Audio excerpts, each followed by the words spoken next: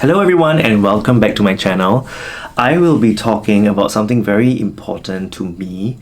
So in all my works, in my entire writing career so far, there is one particular work that has been etched so deeply in me that I would say it's the most memorable work when I was writing it, because when I was writing it, I was literally crying for about an hour. And this work is none other than Ashes to Dust. So to tell you more about how I got about writing Ashes to Dust, in 2015, a very important moment in our country's history, in Singapore's history, happened. It was the passing of our late minister mentor, Mr. Lee Kuan Yew. And what happened was the entire nation was obviously in mourning, and we, including myself, went to pay respect to him at the Padang, which is the field outside right at City Hall.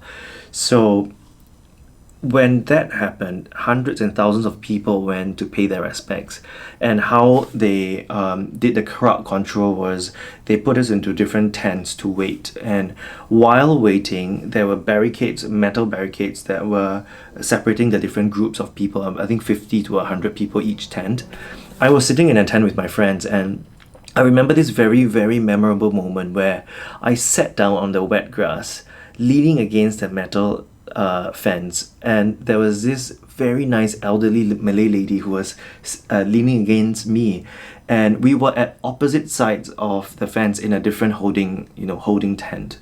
But she looked at me, she stared at me, and I stared at her, and all we did was give each other a smile, and she soon went on to say, "Oh, it's really hot here," and she said that, "Would you like some water?" And she offered me a tissue paper as well.